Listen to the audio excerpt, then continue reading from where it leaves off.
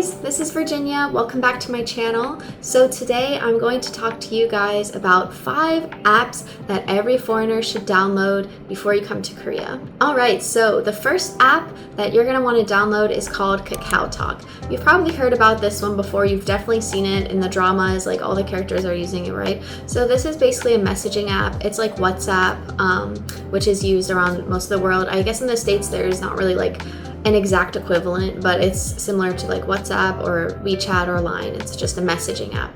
But the interesting part of Kakao Talk is that it actually does a lot more than just messaging. So it actually has a lot of other features that you can use, such as Kakao Pay. Kakao Pay is so useful because you can use this similar to like Venmo. You can just send money back and forth to your friends by linking your bank account to it. Now, unfortunately, there are some countries that aren't able to use Kakao Pay. Like, for example, I think South Africa isn't able to, so you should double check that first. But if you're from one of the countries where you're able to use Kakao Pay, it's like such a lifesaver, and it makes like sharing food and everything with friends so much easier. Along those lines, there's also Kakao Maps, and Kakao Maps is similar to like, Google Maps or Apple Maps, and it's just like a location app where it shows you how to get different places.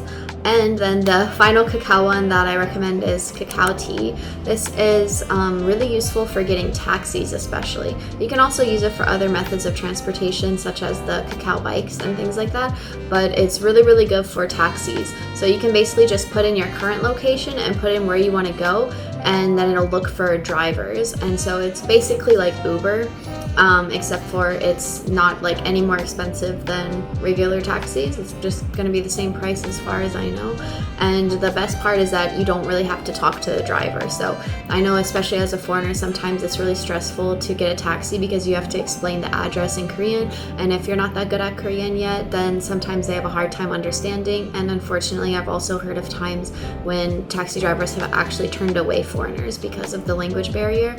So just to let you guys know, Kakao Taxi, you won't have that problem with getting turned away just because you're a foreigner, because you've already gotten the ride approved. Another app that I'm going to recommend for you guys is called Coupang.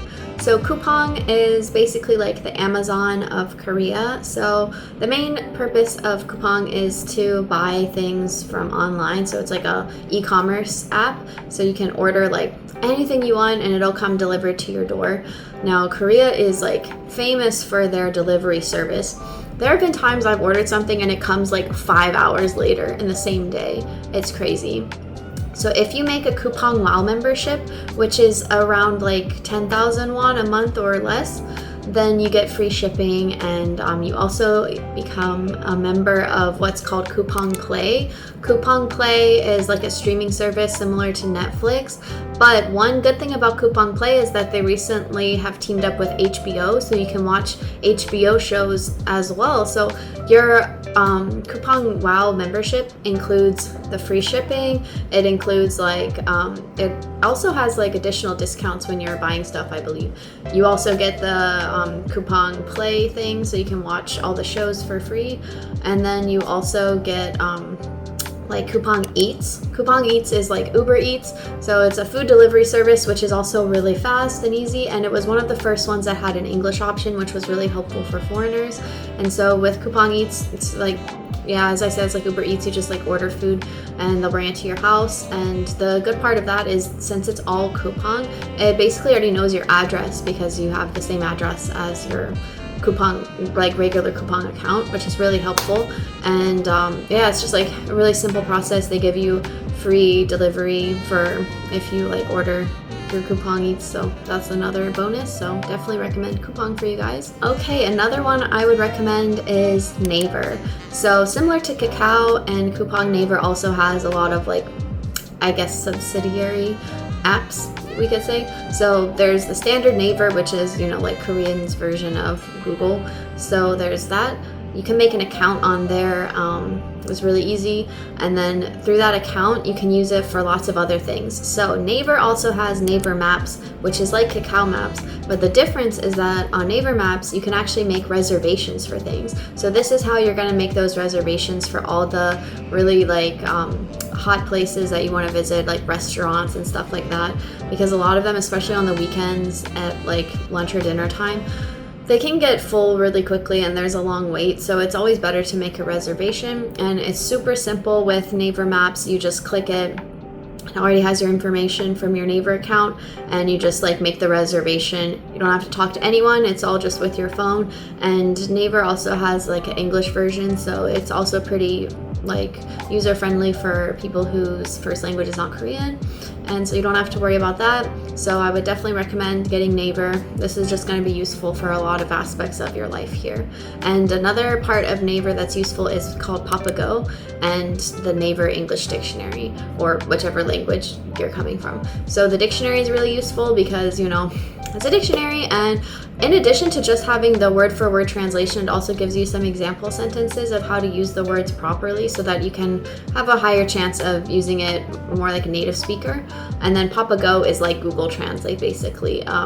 Now that one, unfortunately, is not quite as reliable as like using the dictionary, just because it doesn't have all of the options that come up, but I would say it's going to be pretty comparable to Google Translate. So if you're just trying to like type sentences and just communicate with a Korean, then that will be really good for you. So once you get to Korea, you're actually going to get some app that is from your phone company. So I have KT, so I'm just gonna explain how KT works, and I'm guessing the competitors are pretty similar. So KT, if you buy your phone here, then it's gonna have the apps like pre-downloaded onto it. If you didn't buy it here, then they'll help you download it. But basically the apps are going to have everything in one place, so you can see your membership, how much your phone bill was, and it breaks down the cost for you. And then one of the good things about KT, and I'm guessing the others, are that you actually get perks for being a member with them. So for example, for KT, you get a discount every month on movie tickets for up to 2 people.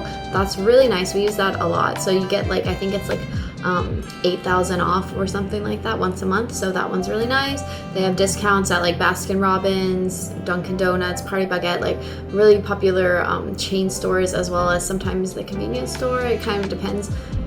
So make sure when you're getting your phone plan that you kind of look through that and see what kind of benefits you get, because it's really nice to be able to use those and get the most out of what you're paying for your phone.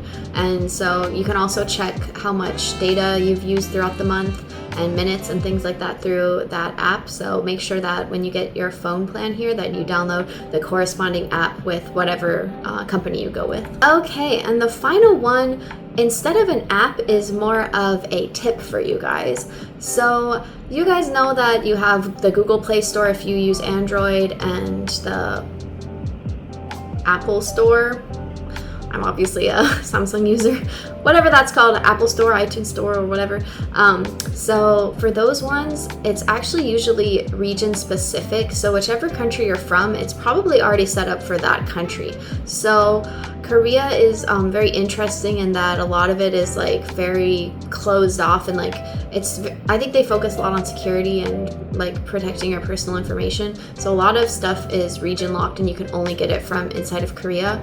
And this also means that if your accounts were made from a foreign country, sometimes not everything will work with them. So in my experience with the Google Play Store, what I had to do is make a Korean account. So I made a Korean email address and made a new Google Play Store account with that one. And then I was able to access all of the apps that are only available in Korea.